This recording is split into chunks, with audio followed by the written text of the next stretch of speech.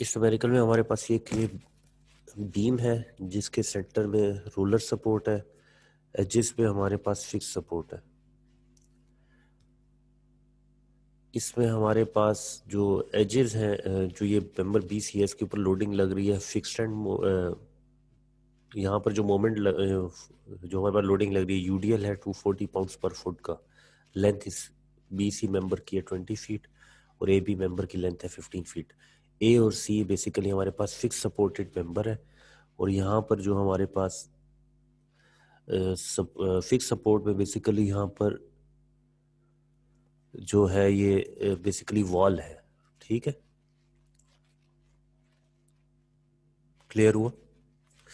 अच्छा जी, इसमें हुआ क्या, सबसे पहले इन्हें डिस्ट्रीब्यूशन फैक्टर्स निकाले थे कि अगर ये लोडिंग आ रही है इस जॉइंट के ऊपर, इसकी मोमेंट आएगी तो वो कितना इन दोनों में से, ये दोनों मेंबर्स में से कितना कितना दोनों रेजिस्ट करेंगे। तो उसके लिए बेसिकली इनने क्या किया है, इसमें डिस्ट्रीब्यूशन फैक्टर्स फाइंड आउट करते हैं। डिस्ट्रीब्यूशन फैक्टर्स फाइंड आउट करने से पहले हर मेंबर का स्टिफनेस फैक्टर फाइंड आउट करना होता है। के की वैल्यू 4EI/L। ठीक है, के इक्वल्स टू 4EI/L। उससे इन लोगों ने हर मेंबर की के member stiffness factor find out कर लिया। वो फिर डिस्ट्रीब्यूशन फैक्टर वाले फार्मूले में पुट किया जो इंडिविजुअल के divide by summation of all the case. उससे हमारे पास आ गया मेंबर बी ए बी जो है बी ए बी मेंबर के लिए डिस्ट्रीब्यूशन फैक्टर आया जॉइंट बी के लिए 0.4 और बी सी के लिए 0.6। और इन केस ऑफ वॉल हमारे पास डिस्ट्रीब्यूशन फैक्टर 0 होता है। 0 से मतलब ये है कि जो लोड आ रहा है वो सारा वॉल रेजिस्ट कर रही है, वो वापस मेंबर पे नहीं भेज रही। In case of joint B क्या हो रहा है, जो रोलर के ऊपर मोमेंट्स आ रही हैं वो बेसिकली मेंबर बी और बी सी में ट्रांसफर हो रही है। तो वो कितना परसेंट होगी वो बेसिकली हम डिस्ट्रीब्यूशन फैक्टर के थ्रू निकालते हैं। तो हमने डिस्ट्रीब्यूशन फैक्टर्स निकाल लिए। जो हमारे पास फिक्स सपोर्ट वॉल की है वहाँ पर हमारे पास डिस्ट्रीब्यूशन फैक्टर 0 आया और जो हमारे पास रोलर सपोर्ट है यहाँ पर एक मेंबर का 0.4 आ रहा है, एक का 0.6 आ रहा है। इस मेंबर का 0.4 आ रहा है ए बी का और बी सी का हमारे पास 0.6 आ रहा है। और फिर क्या किया, हमारे पास जो लोडिंग है उसकी हमने फिक्स्ड एंड मोमेंट्स निकाली। वो हमने बैक एंड बुक के बैक एंड के ऊपर ये जो फार्मूला यहाँ पे ये जो हमारे पास टेबल गिवन है इधर से हमने इस वाले के थ्रू WL² और 12 यहाँ से हमने ये वैल्यूज ली हैं। यहाँ से हमने ये वैल्यूज ले ली और फिर हमने क्या किया, इन वैल्यूज को इसके मोमेंट्स की फिर डायरेक्शन के हिसाब से पॉजिटिव नेगेटिव कर दिया। जो लेफ्ट साइड पे मोमेंट आ रही है वो नेगेटिव काउंटर क्लॉकवाइज, इसलिए उसको नेगेटिव लिखा हुआ है। और जो हमारे पास राइट साइड पे मोमेंट आ रही है इधर मेंबर बी सी में, इसको हम पॉजिटिव लिखते हैं। ठीक है, ये हो गया सेकंड स्टेप इसका। फिर कहता है कि we begin by assuming joint B is fixed और लॉक्ड। अच्छा, जो हमने ये मेथड पढ़ा था मोमेंट डिस्ट्रीब्यूशन मेथड, इसका प्रिंसिपल क्या है, it is based on the principle of successively locking and unlocking the joints of a structure. इसमें क्या कह रहा है कि लॉकिंग और अनलॉकिंग हो रही है जॉइंट्स की। तो हमारे पास जो जॉइंट है पहला वो बी है, तो बी की पहले लॉकिंग करेंगे फिर हम उसकी अनलॉकिंग करेंगे। वो अब कैसे हो रही है, जिस तरह ये कह रहा है कि the best way to explain the method is by examples, वो एग्जांपल अब हो रही है। तो पहला मेथड क्या, पहला स्टेप क्या है इसको सॉल्व करते हुए, we begin by assuming joint B is fixed और लॉक्ड। हम बी को फिक्स्ड या लॉक एज्यूम कर लेते हैं। ठीक है, जॉइंट बी को हम फिक्स्ड या लॉक एज्यूम कर लेते हैं। ठीक है, उसको इसने यहाँ पर क्या किया, ये फिक्सिटी शो कर दी है, फिक्स कर दिया या लॉक कर दिया। ठीक हो गया।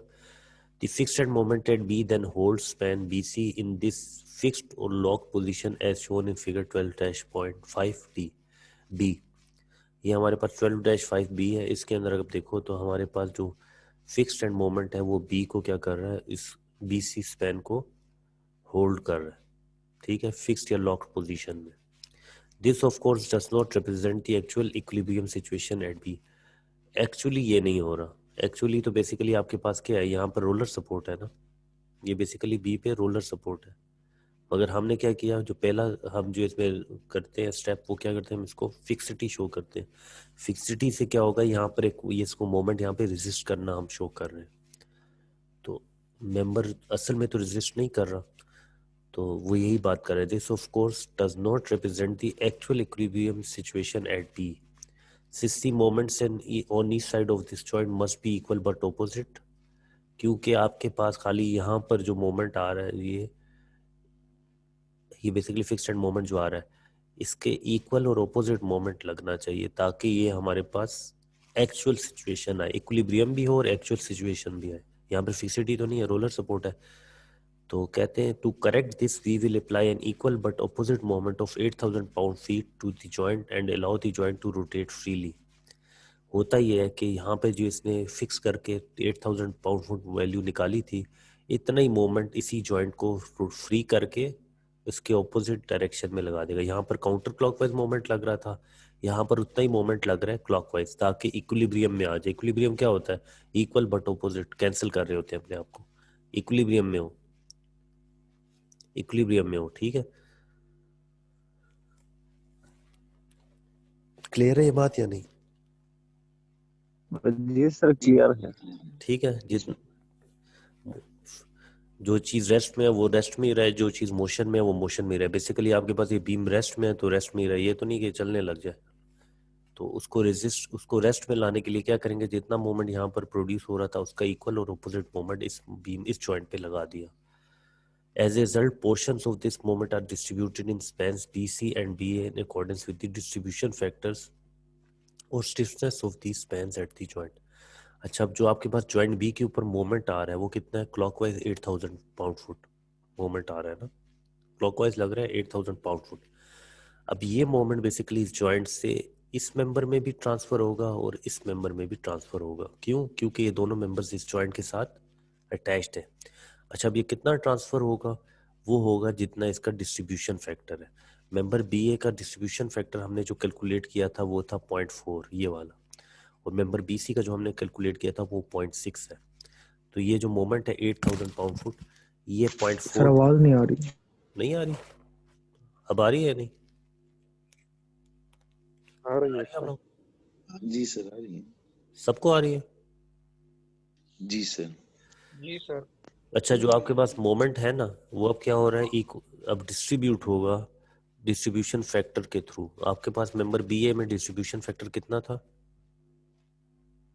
0.4 0.4 था। और मेंबर बी सी में डिस्ट्रीब्यूशन फैक्टर था 0.6।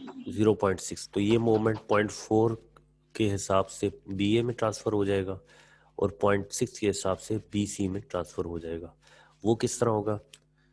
इनके डिस्ट्रीब्यूशन फैक्टर्स के थ्रू। Specifically the moment in B A is 0.4 times 8000 equals to 3200 pound feet, ठीक है। तो 8000 का कितना हो गया? 3200 पाउंड फुट आ गया बी ए में, ये जो शो कर रहे हैं, ठीक हो गया। और member moment in B C is 0.6 times 8000 equals to 4800 pound foot. तो ये कितना आ गया? 4800, ठीक है। इन दोनों का सम करें तो किसके इक्वल होता है? 8000 के, यानी कि सेम मोमेंट इक्वल ही है, मगर इसमें अपने जितना इसका डिस्ट्रीब्यूशन फैक्टर था उसके हिसाब से इसमें 3200 पाउंड फुट इस मेंबर में शिफ्ट हो गया और इस मेंबर का 0.6 था तो यहाँ पर 4800 पाउंड फुट शिफ्ट हो गया मोमेंट, ठीक है, डिस्ट्रीब्यूट हो गया। अच्छा, finally due to the release rotation that takes place at B, these moments must be carried over since moments are developed at the far ends of the span, ठीक है। उसके बाद क्या होगा, इन मोमेंट्स का जो वैल्यू यहाँ पे है, ये मोमेंट्स सब फार एंड की तरफ क्या होंगे? कैरी ओवर होंगे, ठीक है। ये मोमेंट्स यहाँ से फार एंड की तरफ कैरी ओवर होंगे। तो वो बेसिकली किस तरह होते हैं? Using the carry over factor of +1/2 the results are shown in figure this. तो आपके पास क्या होगा, जो ये मोमेंट आया था इसका इस फार एंड के ऊपर, जो आप लोगों ने ये कैरी ओवर का फार्मूला पढ़ा हुआ है, ये वाला कैरी ओवर फैक्टर, कि यहाँ जो मोमेंट आ रहा है इसका फार एंड के ऊपर 1/2 पास करता है और सेम डायरेक्शन होती है। वही चीज़ यहाँ पर अप्लाई हो रही है, जो आप कैरी ओवर मोमेंट का जो आपको थ्योरी पढ़ाई थी ना, वो अब यहाँ पे अप्लाई हो रही है। कि यहाँ जो मोमेंट आ रहा था 4800 पाउंड फुट, ये हमारे पास फार एंड फिक्स्ड के ऊपर जा रहा है, वो बेसिकली इसके हाफ है और सेम डायरेक्शन है। तो ये भी क्लॉकवाइज है, ये भी क्लॉकवाइज है। 2400 पाउंड फुट ये शो कर रहे हैं और 8000 पहले ये जो मौजूद था ये आ गया। ठीक हो गया? यहाँ तक कोई डाउट है पूछ लें। सर ये जो इसकी तरफ होगा इसका हाफ होगा यानी 4800। नो सर 4800 का हाफ यहाँ पे आ रहा है 2400 कैरी ओवर हो रहा है ना। और सर इसी तरह जो है वो दूसरे एंड पे भी 3200 का। अच्छा ठीक 3200 है का सर। हाफ यहाँ पर कैरी ओवर हो गया दूसरे एंड पे जी सर। फार एंड फिक्स्ड पे। तो ये कितना आ गया 1600 पाउंड फुट। ठीक हो गया, यहाँ तक कोई डाउट है तो पूछ ले। No sir. यहाँ तक क्लियर हो गया। पहले क्या किया हमने, फिक्स्ड एंड करके इसको फिक्सिटी करके हमने इसकी यहाँ पे मोमेंट ले लिया। उस मोमेंट का इक्वल मोमेंट हमने इसको रिलीज करके इस फिक्सिटी को जॉइंट बी को रिलीज करके वो मोमेंट करेक्शन मोमेंट लगा दिया बी के ऊपर। फिर क्या किया, उसका डिस्ट्रीब्यूशन फैक्टर किया कि कितना मोमेंट इस स्पैन में जाएगा कितना मोमेंट इस स्पैन में जाएगा वो कर लिया। और उसके बाद जो मोमेंट हर स्पैन में गया उसका कैरी ओवर यानी हाफ हमने दूसरे एंड पे पहुंचा दिया। ये अभी तक स्टेप्स हुए। यहाँ तक क्लियर है ना सबको। जी सर। अच्छा, फिर आगे कहता है this example indicates the basic steps necessary when distributing moments at a joint. पहला क्या है, determine the unbalanced moment acting at the initially lock joint. जो हमने ये वाला स्टेप किया इसकी बात कर रहा है कि क्या करो, सबसे पहले आप डिटरमिन करो unbalanced moment acting at the initially lock joint. ये लॉक जॉइंट है, इनिशियली लॉक जॉइंट है, इसके ऊपर जो अनबैलेंस्ड मोमेंट है वो आप इस पे डिटरमिन कर लो। इसके बाद क्या करना है, unlock the joint and apply an equal but opposite unbalanced moment to correct the equilibrium। वही दूसरा स्टेप है, अनलॉक किया जॉइंट को, इसका इक्वल और ऑपोजिट मोमेंट लगाया ताकि आपके पास यहाँ पर क्या हो जाए, इक्विलिब्रियम आ जाए।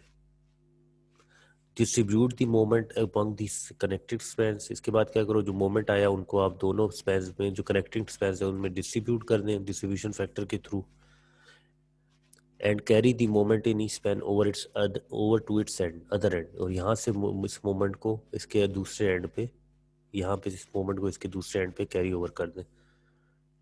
These steps are usually presented in tabular form as indicated in figure 12-5E। यहाँ पे ये figure 12-5E है, इसके अंदर ये जो है ना, इसको हम सॉल्व भी करते हुए यूं ही करते हैं। हम इस तरह थ्योरी नहीं लिखते हैं, हम लोग क्या करते हैं, इस तरह टेबल एक बनाते हैं, इस टेबल की फॉर्म में इसको शो करते हैं। तो अगर हम टेबल देखें तो हमारे सबसे पहले ऊपर क्या है, टेबल के टॉप पे जॉइंट्स लिखे हुए हैं। सबसे पहला जो टेबल की कॉलम है उसमें जॉइंट्स हैं। जॉइंट्स कितने हैं, ए बी और सी, तीन जॉइंट्स हैं, ए बी और सी, ये तीनों जॉइंट लिखती है। ठीक है, joint a joint B joint सी। फिर इन हर मेंबर के हर जॉइंट के साथ कितने मेंबर्स कनेक्टेड हैं वो लिखने हैं। मेंबर ए के जॉइंट के साथ मेंबर ए बी है। ठीक है, ये ए जॉइंट है आपका, इसके साथ ए बी मेंबर लग रहा है, इसको ए बी लिख दिया। ठीक है, फिर आपके पास नेक्स्ट जो जॉइंट है वो बी है। जॉइंट बी के साथ आपके पास जो मेंबर लग रहे हैं वो कौन कौन से हैं, एक बी ए है और एक बी सी है। तो यहाँ पर हमने लिख दिया बी ए और बी सी।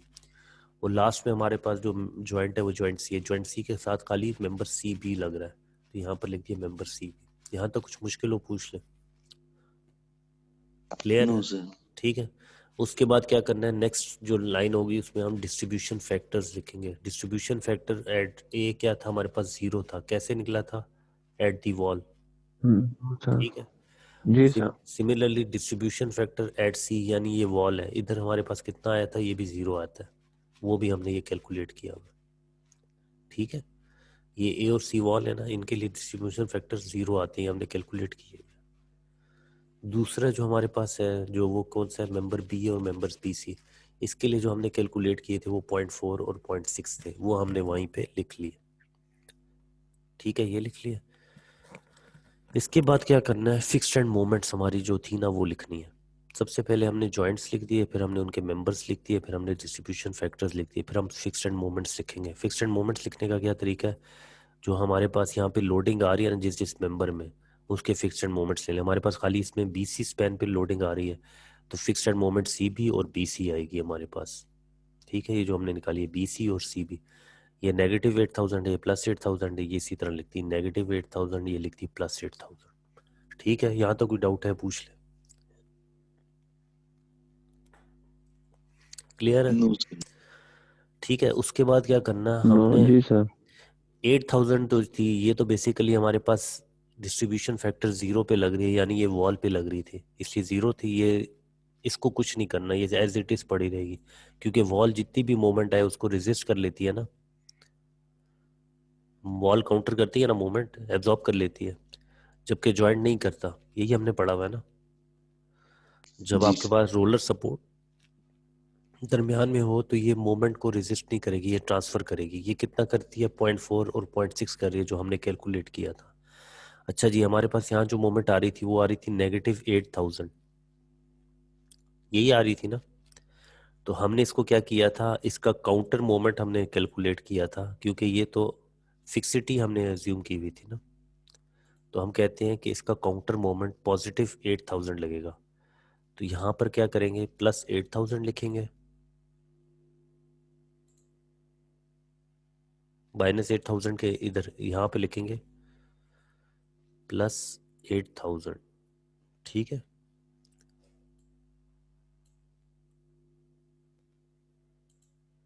वो +8000 लिख के ये क्या करेंगे, +8000 को फिर हम डिस्ट्रीब्यूशन फैक्टर के वजह से के मुताबिक डिस्ट्रीब्यूट कर देंगे। तो +8000 मल्टीप्लाई बाय 0.4 आ गया 3200, ये वाला, ठीक है।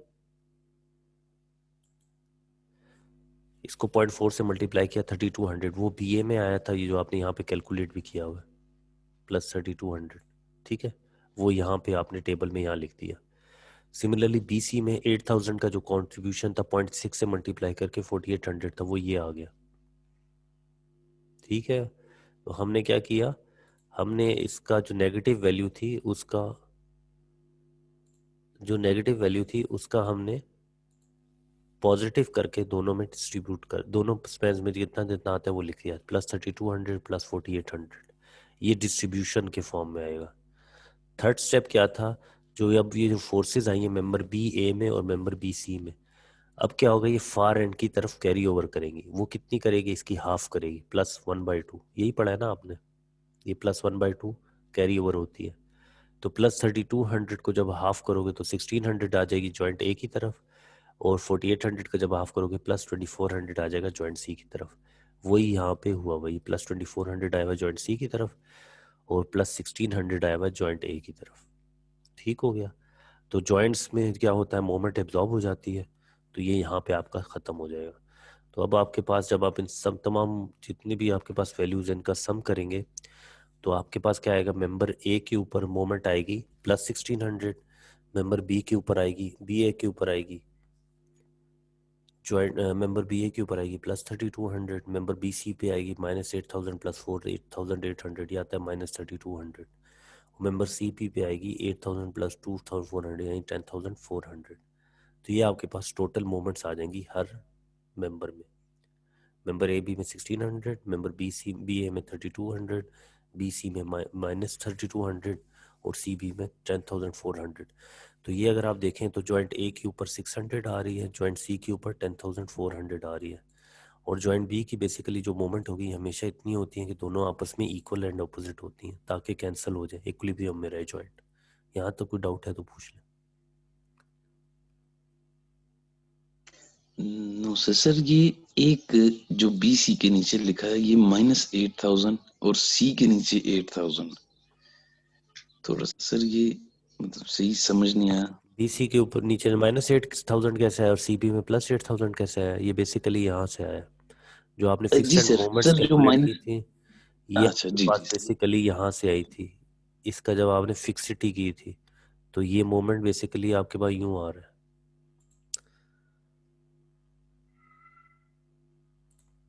ये बेसिकली आपने इसको यहाँ से फिक्स किया था जॉइंट B को, जी सर, ठीक ठीक, और ठीक है। वहां पीछे से वो फॉर्मूला दे के, ठीक सर। तो यहाँ से जो मोमेंट आ रहा है ना वो इस डायरेक्शन में आ रहा है। तो ये मोमेंट बेसिकली आपके पास क्या है, MBC है, ठीक है। और ये कौन जी सी सर, डायरेक्शन है, काउंटर क्लॉकवाइज, एंटी क्लॉकवाइज। ठीक है। तो ये आपके पास वैल्यू क्या आ रही है, -8000। -8000, ये वाली, ठीक है। और यही वैल्यू यहाँ पे आ रही है BC में। और अगर आप CB को देखो तो यहाँ पे आपके पास मोमेंट आ रही है क्लॉकवाइज। इस डायरेक्शन जी में। तो ये डायरेक्शन आपके पास है क्लॉकवाइज। तो ये डायरेक्शन जब आपके पास क्लॉकवाइज है तो इस वजह से आपके पास ये प्लस 8000 आ रहा है। ठीक हो गया? कोई डाउट जी है तो सर। पूछ ले। नो सर, क्लियर हो गया। ठीक है, इस तरह ही हमारे पास सॉल्व हो जाता है। अच्छा जी, फिर क्या बात हो रही है? This example indicates the basic steps necessary when distributing the moments at a joint. ये हमने पढ़ ली मेरे ख्याल में। हाँ, tabular form in here the notation DIST-CO indicates a line where a moments are distributed then carried over। ठीक है, जो यहाँ पे ये लिखा हुआ है ना DIST और CO, ये बेसिकली वो वाली लाइन शो कर रहा है जहाँ पर मोमेंट्स पहले डिस्ट्रीब्यूट हो रहे हैं उसके बाद कैरी ओवर हो रहे हैं। Here the notation DIST, CO indicates a line where moments are distributed then carry over. In this particular case, only one cycle of moment distribution is necessary since the wall supports at A and C absorb the moments and no further joints have to be balanced or unlocked to satisfy joint equilibrium। ठीक हो गया? यहाँ पर क्या होता है, खाली एक ही साइकिल होता है मोमेंट डिस्ट्रीब्यूशन का, क्योंकि मोमेंट जो है वो डायरेक्ट जॉइंट पे चली जाती है और वहाँ पर वो उसको एब्जॉर्ब कर लेता है। तो और आपके पास बैलेंसिंग के लिए ज़रूरत नहीं पड़ती है, लॉकिंग अनलॉकिंग की ज़रूरत नहीं पड़ती है। Once distributed in this manner, the moments at each joint are summed, yielding the final results shown on the bottom line of the table in figure 12-5e। इसकी बात कर रहा है, जब आपके पास ये हो जाए, डिस्ट्रीब्यूशन सारी हो जाए, तो आखिर में आप इनका सम करते हो आखिर में, ये वाली। ठीक है, notice that joint B is now in equilibrium. अगर आप देखें बी जो है ये इक्विलिब्रियम में, जितनी मोमेंट लेफ्ट साइड पे है उतनी मोमेंट राइट साइड पे है। ठीक है, मगर ऑपोजिट साइन के साथ। Since MBC is negative, this moment is applied to span BC in a counterclockwise sense as shown on the free body diagram of the beam spans। ठीक है, अब यहाँ पे ये कह रहा है कि हम अगर देखें, इसकी बात कर रहा है, ये जो स्पैन्स थे ना ये वाले, इनको अभी इससे अलहदा कर दिए यहाँ पे। ठीक है, दोनों स्पैन्स को अलहदा कर दिया, फ्री बॉडी डायग्राम बना दिए। तो फ्री बॉडी डायग्राम अगर आप देखें तो लेफ्ट साइड पे आपके पास यहाँ पर इस डायग्राम में कुछ नहीं है, खाली एक मेंबर है, यहाँ पर फिक्स सपोर्ट है और यहाँ पर रोलर सपोर्ट है। तो क्या होगा, फिक्स सपोर्ट और रोलर सपोर्ट है तो यहाँ पर ये वर्टिकल फोर्सेस आएंगी और ये मोमेंट्स आएंगी। ठीक है, और जो आप राइट साइड पे देखें तो आपके पास जो मेंबर है वो उसके यहाँ पर यूडीएल लगा हुआ है, यहाँ पर फिक्स सपोर्ट है, ये रोलर सपोर्ट है। तो यहाँ पर आपके पास फ्री बॉडी डायग्राम में जो इंटरनल फोर्सेस हैं वो शो कर दिए और रिएक्शन फोर्सेस शो कर दी, और साथ में ये मोमेंट्स जो आएंगी वो शो कर दी। इनको भी ये कैसे आती हैं ये भी हम कैलकुलेट करेंगे।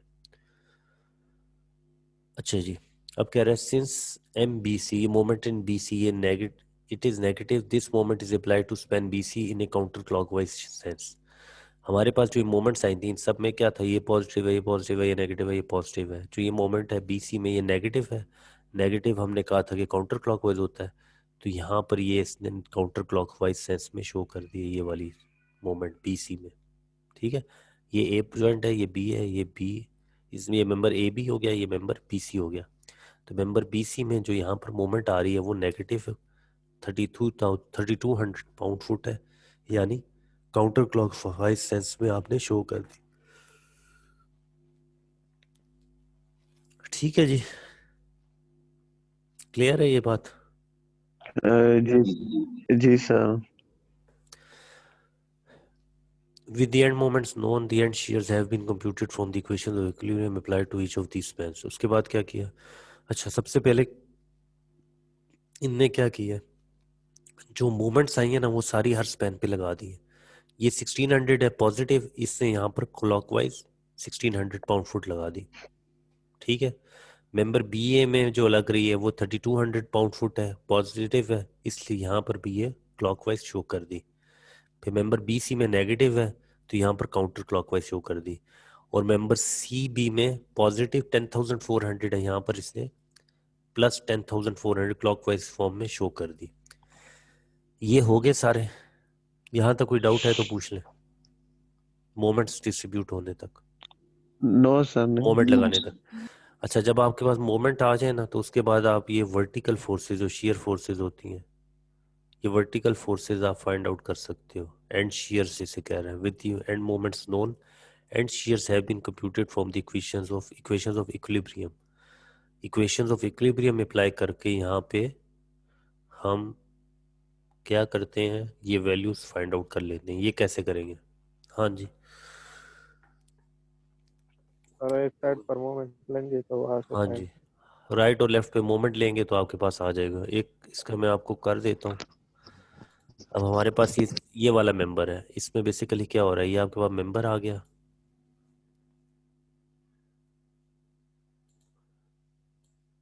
ये आपके पास मेंबर आ गया, ठीक है।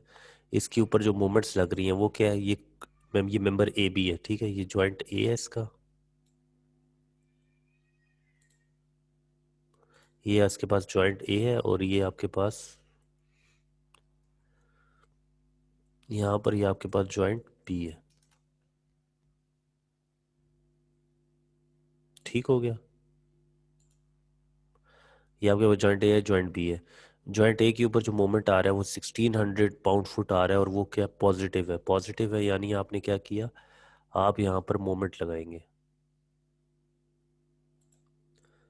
ये मेरा मोमेंट आएगा पॉजिटिव है, यानी क्लॉकवाइज डायरेक्शन में यूं आ जाएगा, ठीक है। इसको मैं लिख दूंगा MAB is equal to 1600 pound foot.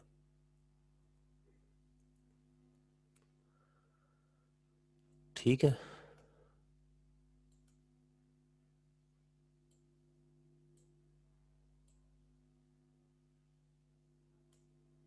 इस तरह लिख दिया। सिमिलरली अगर अब मैं देखूं तो मेरे पास जो मोमेंट आ रही है वो BA पे जो आ रही है वो कौन सी आ रही है, वो +3200 आ रही है, यानी ये मोमेंट भी क्लॉकवाइज होगी। ठीक हो गया, इसकी वैल्यू हमारे पास क्या आ जाएगी, MBA is equal to 3200 pound foot. ठीक हो गया, ये इस तरह हो जाएगा। मोमेंट्स आ गई, अब हमने क्या करना है, हमने वर्टिकल फोर्सेस फाइंड आउट करनी है। उसके लिए क्या करेंगे, summation of moment about point A करें। Summation of moment about point A करें तो आपके पास आएगा, क्या आएगा, summation of moment sir 1600 plus -32 नहीं, -32 नहीं, +3200। ये आपके पास आएगा। बेसिकली आपने क्या करना है, पॉइंट ए के ऊपर तमाम मोमेंट्स का सम लेना है। इस मेंबर में, इसमें आपके पास बेसिकली आ रहा है MBA लग रही है क्लॉकवाइज डायरेक्शन में, इसको हम लिख देंगे +MBA, ठीक है। उसके अलावा यहाँ पर और कोई फोर्स नहीं लग रही, और यहाँ पर आपके पास क्लॉकवाइज ही फोर्स लग रही है, MAB, ठीक है, वो लिख लिया, ये लिखेंगे। उसके अलावा आपके पास थर्ड जो चीज लग रही है, हम एज्यूम करते हैं यहाँ पर एक हमारे पास वर्टिकल फोर्स जो यहाँ पे लग रही है, उसको हम कहते हैं कि ये इस डायरेक्शन में, वो बेसिकली हम कहते हैं इस डायरेक्शन में एक वर्टिकल फोर्स लग रही है, ठीक है। वो क्या करेगी, यहाँ पर जो मोमेंट कॉज करेगी वो काउंटर क्लॉकवाइज होगा, ठीक है। स्पैन का लेंथ कितनी है हमारे पास,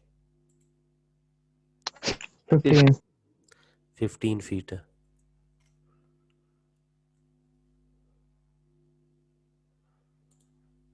ठीक हो गया, 15 फुट इस स्पैन की लेंथ है, तो ये फोर्स जो है वो कितना मोमेंट लाएगी वो हमने कैलकुलेट करना है।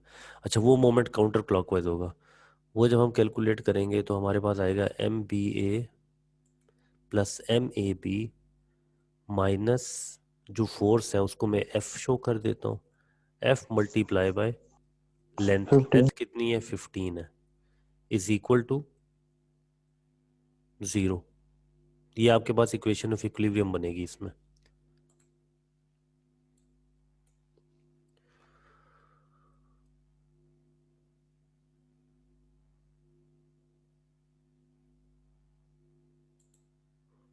इसको एक ही से लिख देते हैं, चले सर ये रिएक्शन हो जाएंगे सर, आगे जाए कर लेंगे इसे, सारे कर ये लेंगे, आसान है सर। आसान है। जी सर जी, ये निकल आएंगे। चलो, तो आपके पास यहाँ पर आएगी 320 पाउंड्स, ठीक है। और जब आप इसको सॉल्व करेंगे तो आपके पास यहाँ पर भी वैल्यू आएगी 320 पाउंड्स डाउनवर्ड डायरेक्शन में। हर किसी से ना हो सकता हो तो बता दो, मैं करा देता हूँ। सर आसान है सर। आसान है। अच्छा, सिमिलरली जब आप इधर फाइंड आउट करेंगे ना, तो आपके पास आएगा, यहाँ पर आई थी 10,400, क्लॉकवाइज में आप यूं शो कर दोगे, और यहाँ पर आ जाएगी इस साइड पे -3200, ये आप काउंटर क्लॉकवाइज शो करोगे, ठीक है। ये आपके पास यूडीएल लग रहा है। इसका जब आप सबमिशन करोगे, आपके पास यहाँ पर वीसी की वैल्यू आती है 2760 पाउंड्स। ये आएगा summation moment about point B equals to 0 करके। और जब आप summation of all the vertical forces करोगे, तो इसमें आपके पास इसके ऑपोजिट वैल्यू नहीं आएगी। अब यहाँ पर यूडीएल भी है, तो यूडीएल इसको बेसिकली माइनस करना होगा। 2760 minus 24 multiply by 20 equals to ये वैल्यू आएगी आपके पास। ये बेसिकली 2040 पाउंड है, ठीक है। यहाँ तक कोई डाउट है तो पूछ ले। No no sir.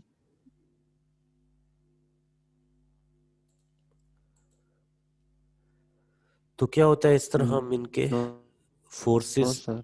हर एक मेंबर की जब हमारे पास मोमेंट्स मौजूद होती हैं तो हम इनकी फोर्सेस निकाल लेते हैं। इसके बाद क्या होता है, नेक्स्ट स्टेप, इसके हम शियर फोर्स डायग्राम और बेंडिंग मोमेंट डायग्राम्स बना लेते हैं, ठीक है। ये तरीका है मोमेंट डिस्ट्रीब्यूशन मेथड का। जो मोमेंट आई उसको डिस्ट्रीब्यूट किया और एंड मोमेंट्स कैलकुलेट करके हम shear force diagram, bending moment diagram बना दें। कौन सा मेंबर है हमारे पास, ये बेसिकली इनडिटर्मिनेट स्ट्रक्चर है कि यहाँ पे भी फिक्सिटी है, यहाँ पे भी फिक्स सपोर्ट है, यहाँ पे फिक्स सपोर्ट है, दरमियान में रोलर सपोर्ट है। तो टोटल आपके पास अननोन चीज़ें इसमें 7 है, और ये साथ की साथ हम इसमें कैलकुलेट कर लेते हैं, ठीक है। अभी मैं नया लिंक शेयर करता हूँ, उसके ऊपर हम जो इसके बाद नेक्स्ट जो एग्जाम्पल है ना बुक में, वो कर लेते हैं। इसी इसी इसी लिंक को पे आ जाए, ठीक है। ये दोबारा मैं शेयर कर रहा हूँ। जी सर जी।